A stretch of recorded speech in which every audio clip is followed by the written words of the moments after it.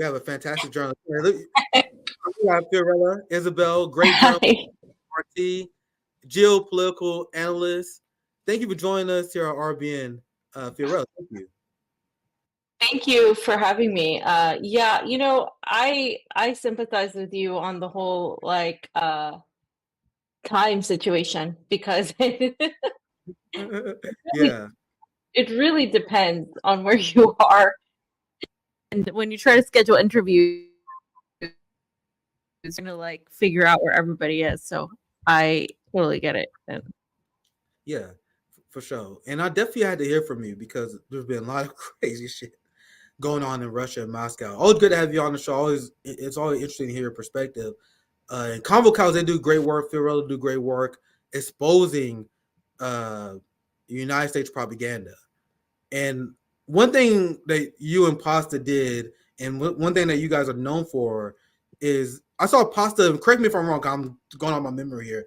He was serving as an election observer in. Am I getting the correct or was it Honduras? I know you guys go to Venezuela. You guys do election observer stuff all the time. I want you to talk about Mhm. that, but I also want you to talk about the Russian elections because you already seen what the West been saying about it. I've been we do propaganda report segments, so I've been watching a ton of corporate news, unfortunately, recently, and of course, every single one of them been like, "Oh, this Russian election is election in name only." Putin won 90% of the vote, and they are so smug about it. They just paint the picture that the Russian elections are rigged. But if you say the United States elections are rigged, they call you a conspiracy theorist. So I want to Right. float that to you very broadly. Your critique of United States elections and your thoughts on what you've been hearing regarding the West and what they've been saying about Russia elections versus the reality as you know it. So I toss it to you, Fiorella. Thank you for joining us today. Right. So it's just funny hearing the US complain about anybody else's elections because our elections are shit, and you know that very well. I mean, if our elections were actually valid, we wouldn't have people that everybody hates in Congress and in the Senate. We wouldn't have, Joe Biden as president. We wouldn't have had any of that if our elections were valid, but they're not. So first of all, we need to obviously take care of our own elections before we point the finger. Second, when I witnessed Russia's elections, and this is something I've been wanting to do for a very long time, I saw that Russia has a very standard procedure about how they do things. They're actually far more advanced than we are in the US. So, for example, they have like a blockchain type of online voting system, which I'm not a fan of like electronic voting necessarily, unless it is backed by something that is paper trail or has some sort of like a check system. And in this case, for example, you can look at Venezuela's elections. They are electronic. They have electronic voting machines. However, they do have a chain of custody. They have a backed system where you can check their elections. They also have public counting. And so one of those reasons is why I'm not saying, um, pen and paper is the only way. Although for me, a lot of the times with all the hacking and stuff, it is preferred. I think that Russia's elections were they use a specific system. I think it was the DRE system. You can choose to vote online, but you have to have ahead of time. You have to fill it out. Otherwise, you have to go into your own place of voting where you are registered, and everybody's registered. Everybody has an ID. From the moment you're born, you have well, after you're a child, I think after 12 years old you have some sort of ID, and your ID is your Russian passport. So you don't have like a driver's license, you have like a Russian passport and a driver's license. It's two separate things. And then on top of that, if you want to travel outside of Russia, you have another passport. So they have like multiple forms of ID. But in Russia, it's impossible not to have an ID because they need to know where you're registered at. So this is why people aren't homeless for the majority, because they all have a place of residency, and you can't just go about living your life without not having a place of residency. So that in there takes care of the whole ID situation. So when you go into the voting center, you show your ID, which is your Russian passport. They look you up, and if you registered to vote in by like a sort of paper ballot type of thing, you do that. If you wanted to vote electronically in this new voting machine they have, you do that. Now, they have used this before, but it's now more prevalent in, say, Moscow. It is not prevalent everywhere in Russia. For example, in the new territories like the Donetsk Republic, Lugansk, and the new territories that voted for the presidency the first time, they just use paper ballots because they don't have the technology there yet. So all of these were hand counted and verified. So it's interesting to me, if I were going to rig an election, you would look at those territories. Why? Well, because those territories are hand counted paper ballots, and it Right. would be more difficult to try to rig those. And in those territories, Putin actually won by a greater percentage than he did in Moscow. Overall, in Russia, he got 87% of the vote. In Moscow, I believe it was about a little under 70%, because Moscow is the most, I would say, liberal, one of the more Western cities, along with St. Petersburg. So he's definitely going to get lower there. But outside of that, the people of Russia supported the SMO, the Special Military Operation. The people of Russia supported what was happening. In fact, the Communist Party of Russia, which is the second largest party, as we all saw, even though it's by a long shot at this point because there's other parties coming along, it's still the second largest party, the second most popular. That party had been asking and wanting Putin to go into Ukraine a long time ago, way before anybody else had wanted them to. And they actually obviously came in second place, but I mean it's a little bit different because it's been a while since the Soviet Union and things have changed. But what you can see about all of these different parties they agree on is they have united in terms of standing by Russia in their own country, and really sticking together in terms of what Russia is doing by facing NATO, because ultimately that's what's happening at this point. And so the issues that were number one on people's minds were obviously going to be economic issues, domestic issues like in any other country, but also the war, right? The war in Ukraine, and that dominated, and Putin has been the president. So it's no surprise to me that he won.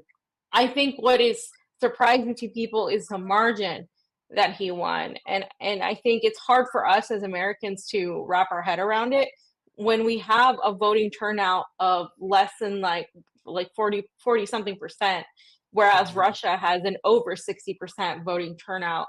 And we have, and that's in general, but in specific cities it's greater. We can only dream of having this turnout, of having that sort of political excitement. We don't have any of that. So if you apply our American political, system and our political just a thought process into any other election, yeah, it's going to look like every election is rigged because we don't know what it's like to actually be excited about a candidate since maybe Bernie Sanders, and where that went. So all of that's just, so we're completely, I guess, like we're completely just depressed as a society in the US about our election system because it's not valid. So we're not going to get those numbers. So that's what they used to say Putin is forcing people, that all these people are, this is all fake. And, because Putin has been president for a long time. But if you go back, Nick, and you look at FDR, for example, who was a popular president for his time, despite many of his faults, the reality is we could have had a system like that where we reelected people by popularity, whereas in the US we change presidents but we don't actually change the foreign policy or anything that happens in terms of war. And I've asked several Russian analysts like what will happen if, say, Donald Trump becomes president, and they're like, well, they might change some things domestically, but is it going to change anything in terms of the foreign policy? They're like, no, it's not going to change that. And Putin and Russia has said it's not going to matter if it's Trump or Biden. This is still going to be the same type of foreign policy from the US. Now, look at this headline and the the message that is repeated and the overall narrative from MSNBC, for example. I've been watching an unhealthy amount of morning show. Like I'm almost obsessed with the propaganda they do because they paint this picture that Moscow is a hellhole, like a police state, if you will, where Yeah. people actually hate Putin and they actually have a desire to express their hatred of Putin, but they can't because they are so repressed. So, Fiorella, I'm glad. Like, are you able to confirm that it's real? Let me read this headline. I will get your thoughts on that. Because look, this is like the narrative, right? That's going on. Russian elections garner congratulations and condemnation. Condemnation. Allies of Russian president have been quick with applause, but Western leaders denounce results as illegitimate. But if you deny election results in the United States, that's apparently the worst thing that you can ever possibly do. That's why Trump is a Yeah. unique fascist terrorist, right? Do you have anything you want to add before I move on, Fiorella? Yeah, just, it's funny because I a lot of people speak out against Putin, even people that work for like Russian state media.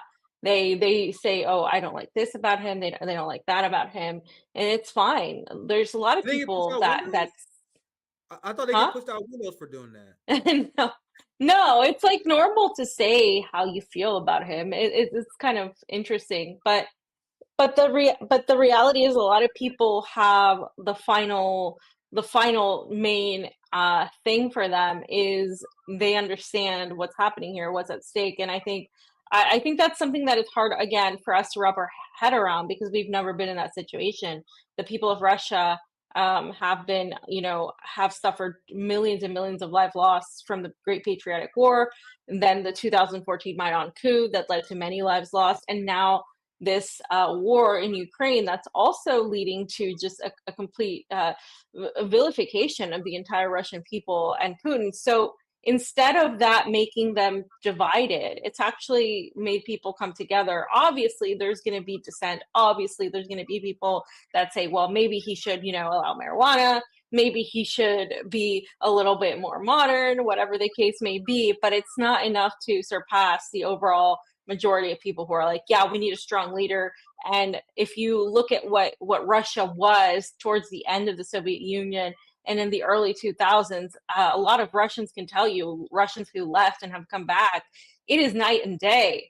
And the image that the United States and Europe are exporting to you all in the United States about Russia is that it is a gas station with nuclear weapons, that it's completely, underdeveloped, that it's nothing. But once you come to Moscow and you see actually what it is and how people live, this is why people like Tucker and others are dumbfounded. And I'm not saying even Tucker gives the best representation in this interview, because the interview with Putin was extremely basic and extremely, for normies, you could say it was enlightening, but for a lot of us who have been following this, it was just very basic questions that I think somebody else could have done a better job of, like, who understands like Russian culture, because again, this is Tucker's first time in Russia, and there's definitely different cultural differences that really showed up in that interview if you look for them.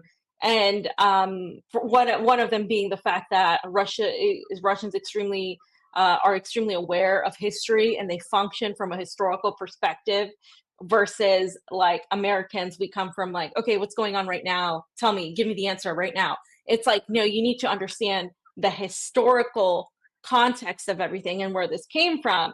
And so what you have is a juxtaposition of a point of view that people in Russia, and not only Russia, you could expand this to China, you could expand this to other countries in the global south. They have been drastically affected by Western hegemony. So they've been forced in a way to understand what it means to be sanctioned, what it means to have all these wars. And they have been forced to understand when they happen and the results of them. Things that in the United States, the majority of the population hasn't really had to care about. And so it really exposes you to a different way of thinking. Yeah, and I actually wanted to ask you this. This is an example of one of the headlines I'm talking about regarding the harsh suppression. But critics make prejudice known despite harsh suppression.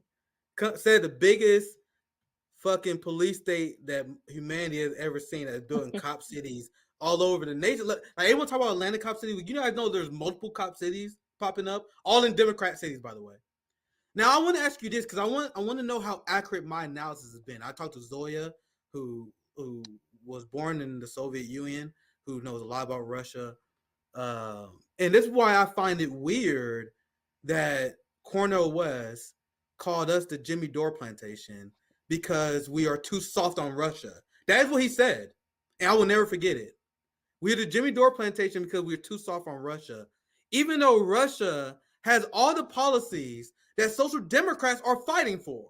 Like everything that Cornel West is fighting for, they have in Russia. And the reason why I'm saying this, I want you to fact check me in a kind of way, because the same thing that they're fighting for in the United States, healthcare, they have in Russia, right? Paid maternity leave, they have Yeah. in Russia, right? And I'm asking this as a question, and I'm not seeing the amount of homelessness in Moscow and in Russia.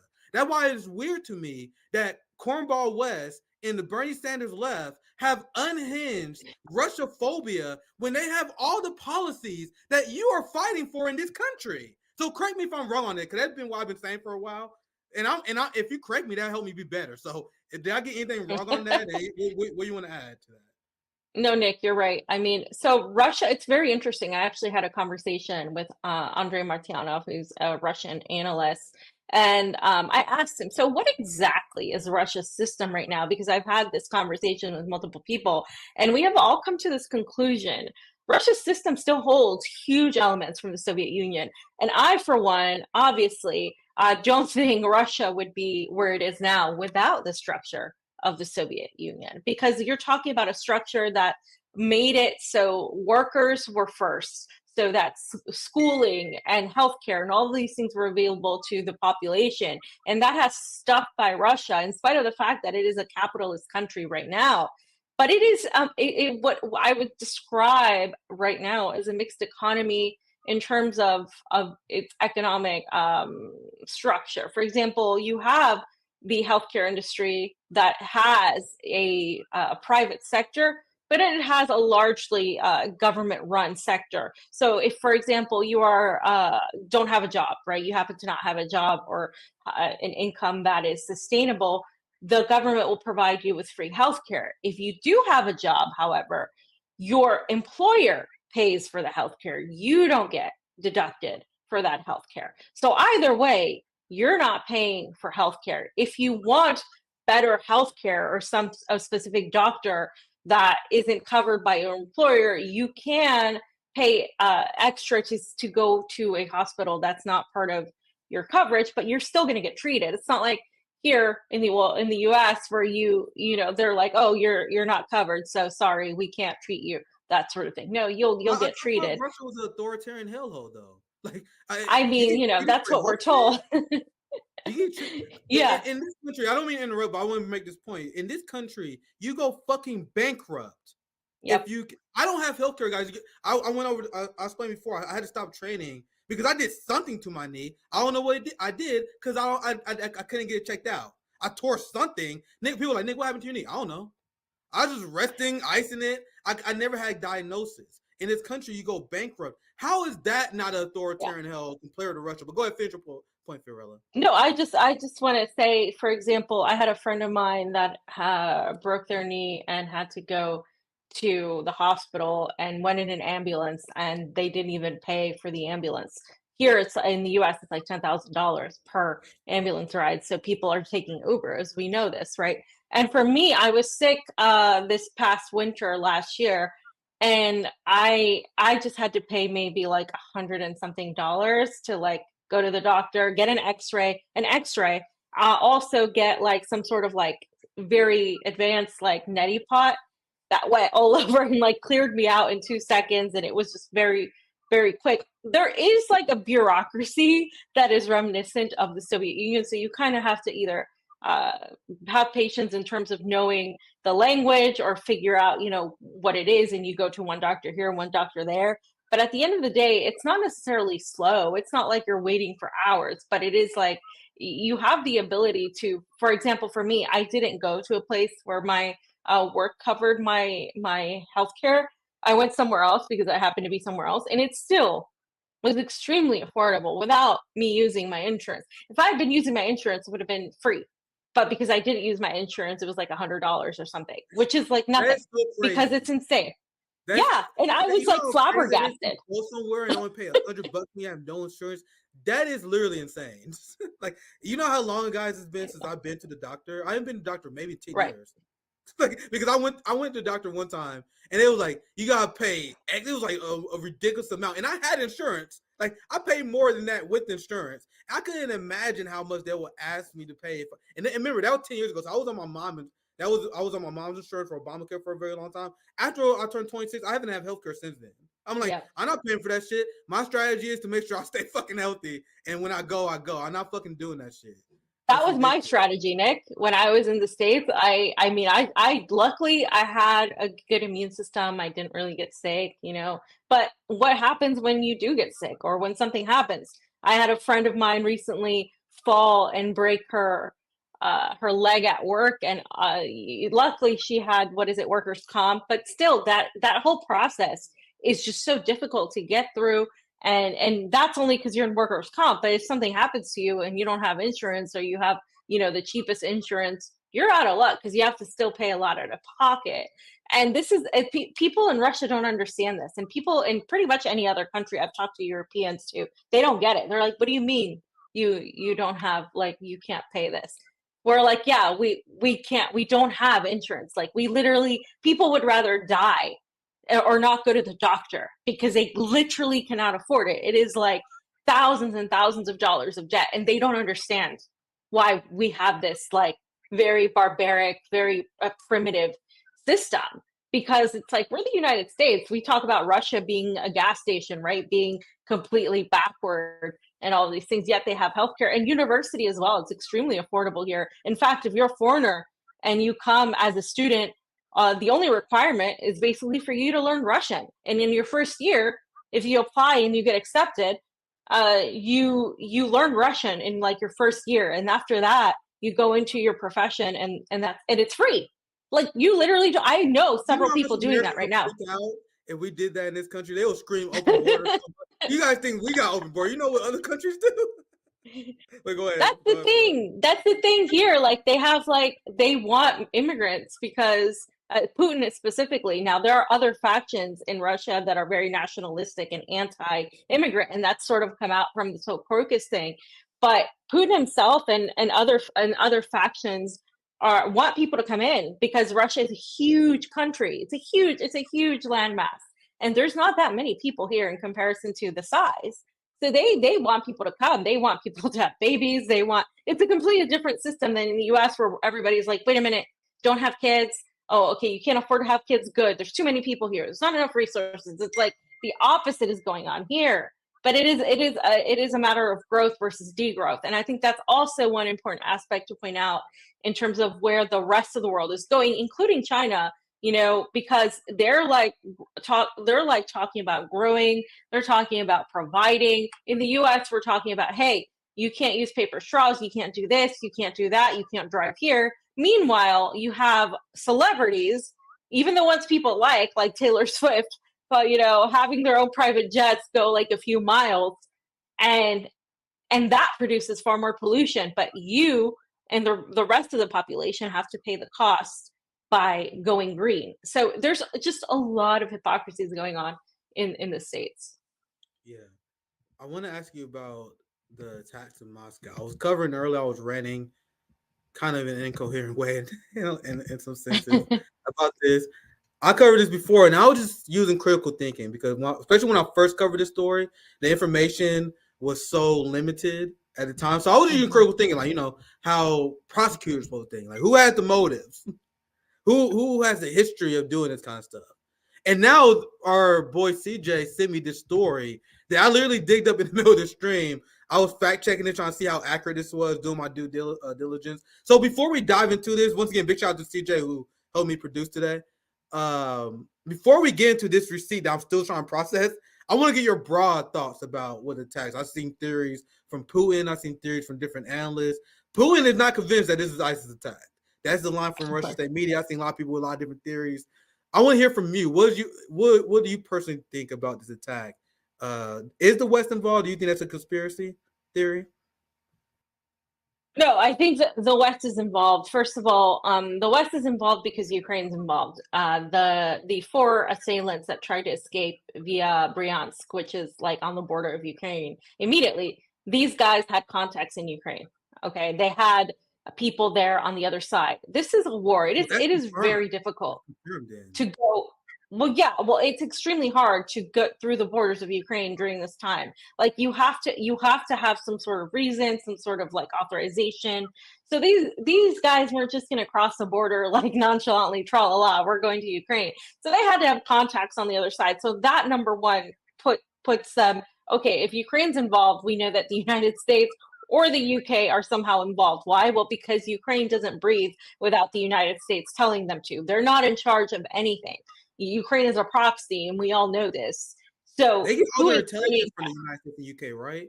But go ahead. I think that? they get all like all their intelligence from the United States and Yeah, UK. But and that go was ahead, go ahead. admitted. That was admitted, Nick, in a New York Times article. The New York Times freaking admitted that the CIA and the intelligence apparatus of multiple countries, including the UK, have been embedded in Ukraine's military for some time now. And they have been helping out Ukraine in terms of logistics, in terms of drones, in terms of all of the intelligence that it takes to find and attack Russian positions and Russian weapons. That was admitted in a New York Times article this year. So that's not surprising. So if you have Ukraine involved, you know that the West is involved somehow. Now the question about ISIS-K, because that was the whole thing, right? Okay, so ISIS claimed responsibility. The US was the first to say, oh my goodness, ISIS is involved. ISIS, ISIS, ISIS. But who is ISIS? ISIS was created, funded, and radicalized by the CIA in Afghanistan and Iraq. Right now, currently, Syria and Russia are fighting actual Al Qaeda affiliates in Syria and Iraq. They're fighting them right now. So why would ISIS attack somehow only the US's enemies? If it, you know what I mean, it doesn't make any sense. And Russia has been fighting ISIS-K along with Syria, and so this whole situation really stunk with them saying this is ISIS right away. So either way, the way I look at it is some analysts say, well, it is ISIS.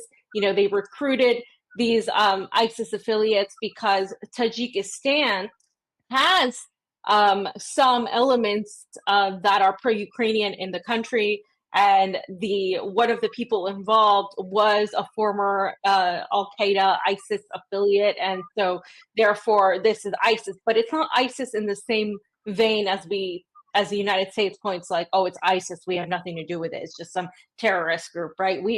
No. At the end of the day, all roads lead to Rome. You have ISIS and you have the Ukraine involved. Well, either way, this is full circle here. You have the United States and UK intelligence apparatus involved in this. So there's no way on either end of the spectrum, whether you think it's ISIS-K or whether you think it's ISIS is involved, that the US and its intelligence apparatus isn't involved. Now, I want to say something about the people that were specifically targeted or set up to do this, right? So Tajikistan is a country close to Russia. It was part of the Soviet Union before. It is part of the organization of the central states near Russia. And basically, a lot of Tajiki people come to Russia. There's a huge percentage of them come to do blue collar jobs, to do like immigrant jobs. We're talking about restaurant jobs, snow shoveling, cleaning, and they're Muslim in majority. And they also happen to be darker skinned and speak a different language. There is already a barrier between them and some of the Russian population. There are some factions in the nationalist Russian parts of the political spectrum that are anti-immigrant, right? And right now, they're the ones that are saying we need to like stop Russia's, immigration issues, blah blah blah. We need to tighten our borders. It's the same as we have in the U.S. The problem with that is Putin is saying, no, we're not going to do that. We want people to come in. We want immigrants to come in because we need to grow the country. So right there, you see two diametrically opposed points of view. Now, Tajiks, if I was somebody that was a complete and total psychopath that wanted to, destroy and destabilize Russia from the inside, sow division and cause chaos, I would choose them as well as the people to commit this crime. Why? Well, because they're Muslim, they're brown, and they already have some sort of, people have some opinions for or against them already in Russia. So they would be the easiest people to go commit this attack. and largely easy to get because you have these connections in Tajikistan with ISIS-K. You also have the fact that these people are in need of money, and then you have the whole border situation, which could be turned around in Russia and cause division. So for several reasons is why I would choose them as the people that I would say, hey, I'll pay you, $5,500 and you go and do this. And that's what I think happened. I think that they were hired specifically to do this job. They were told, okay, we're going to pay you half, and then later on you're going to get half. But they were not meant to survive this attack. Now, these guys were not, suicide bombers. They didn't have the vest. They didn't even know how to do the salute properly. They weren't properly trained. You could see in the videos, unfortunately, if you watch them, they missed a lot of shots. This was all like some sort of planned event, yes. Was it orchestrated? Yes. But Putin himself and even Maria Zaharova said that we know who did this. We know that it was, some these fundamentalists, radical religious guys from Tajikistan. We know they did it, but who's actually behind the orchestration? And they concluded, the FSB, Russia's, security intelligence apparatus, concluded basically that, yeah, Ukraine and the West are behind this. So they know they're not, falling for this. I think this was an attempt to have some sort of 9/11 type of situation in Moscow, using the people that could be easily just like incite some sort of like, division within the country and have people go at their throats. And because they haven't been able to destabilize Russia on the battlefield through sanctions, Putin just won majorly in the election. So what else is left? What are they going to do? They have really no other options. So I do think that whether ISIS or not was involved, if ISIS was involved, it's not ISIS in the vain understanding of like, oh, it's just a bunch of terrorists that, they're just a bunch of radicals. It's like, no, it's groups that are directly connected to the US apparatus that were used to cause this attack in Russia and try to sow some sort of division. You also have to look, Nick, at none of this is happening in a vacuum. You look at what's happening in Gaza, you look at Israel's dismal popularity, its image is in the toilet. It's never going to be the same. And you have all of that happening at the same time. You have this whole anti-Muslim sentiment, this attempt, right, to like say, oh, look, all these terrorists, blah, blah, blah. And what Israel is doing right now is completely in the back burner then. So you have so much going on. I don't think anything is happening in isolation right now. And I see this as a complete and total attempt by the West to try to destabilize Russia in this way. Thank you for making me feel sane because I knew there was a lot of shady shit. That breakdown you did was spectacular, spectacular, and it confirmed my suspicions in such a well put way. Here's a few things I found interesting. Now this is Vox here. ISIS-K, the group linked to Moscow terror attack, explain, fam. I can guarantee you a few things in this world, but one thing I will guarantee you is that they are not going to explain you what ISIS is. One thing they are not going to do in this article is explain what ISIS is. So I think that's funny. Now look at this article. I found this headline as I was showing you guys receipts earlier. I found this funny. It wasn't planned. I just found this.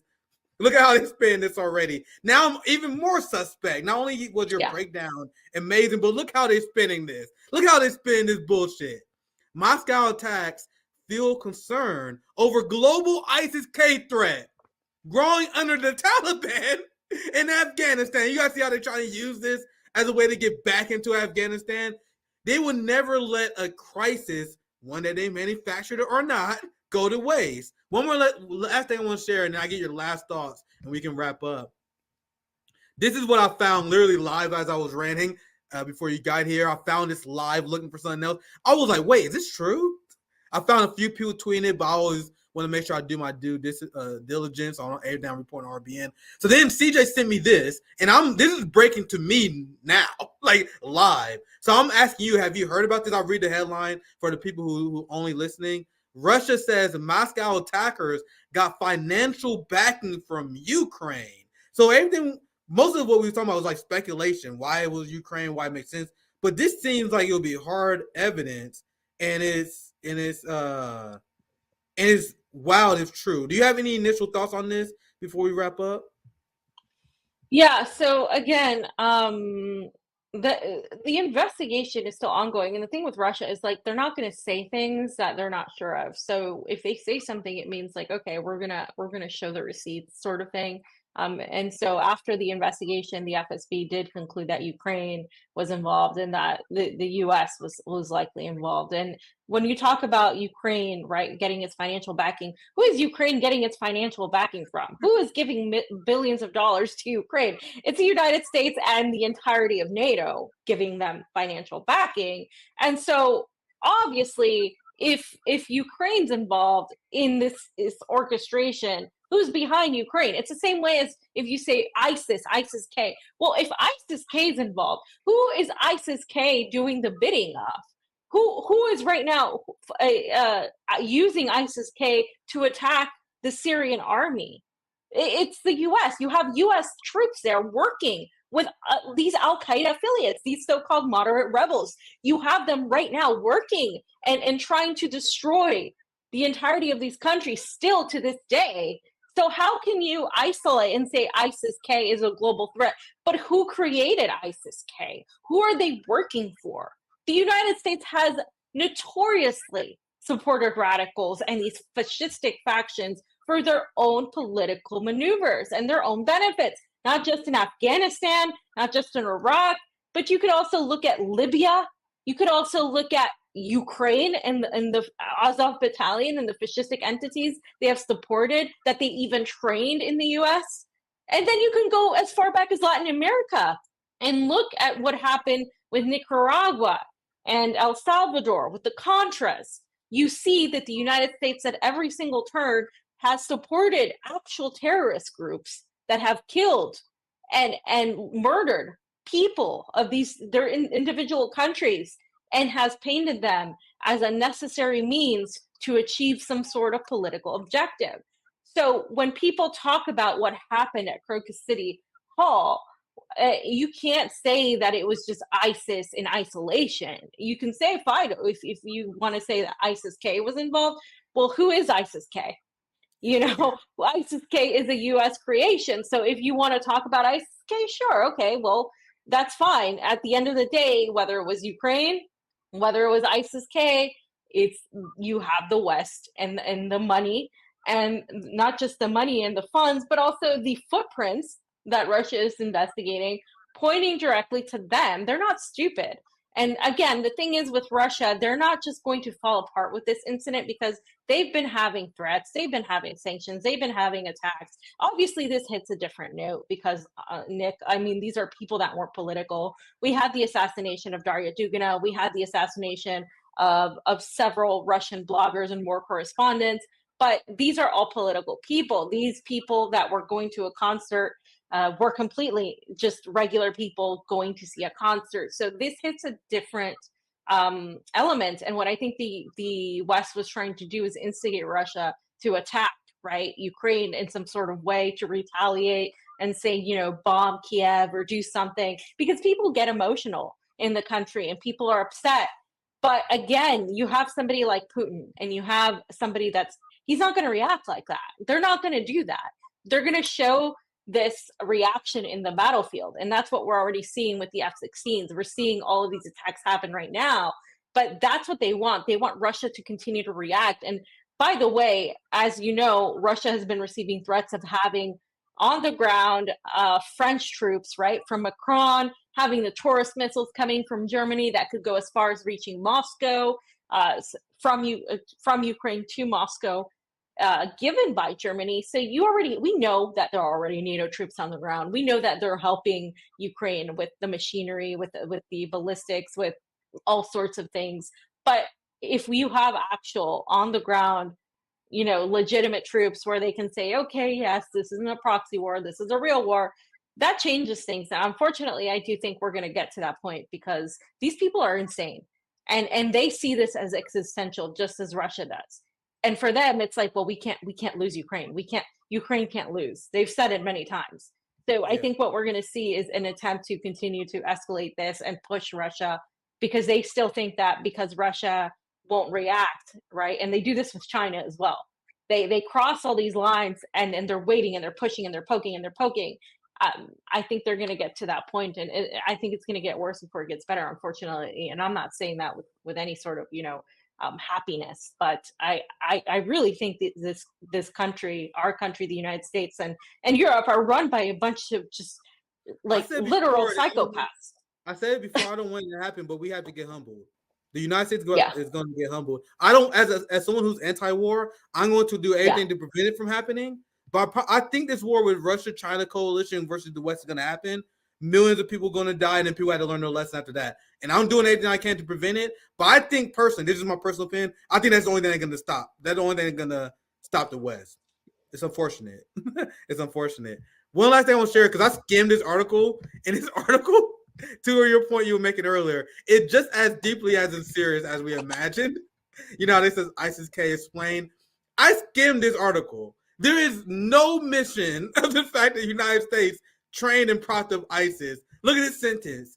ISIS has always been somewhat rhizomatic with offshoots connected to the main entity of Iraq and Syria. And I promise you, I slightly skimmed this as you was talking. There is no fucking mention of a United States connection with ISIS at all. And people wonder why I said we're the most propagandized country in the world. In this article from Vox, where they're going to explain to you what ISIS is, no mention of the United States influence with them. Unserious. I just want to mention that because this article is as bad as I imagined.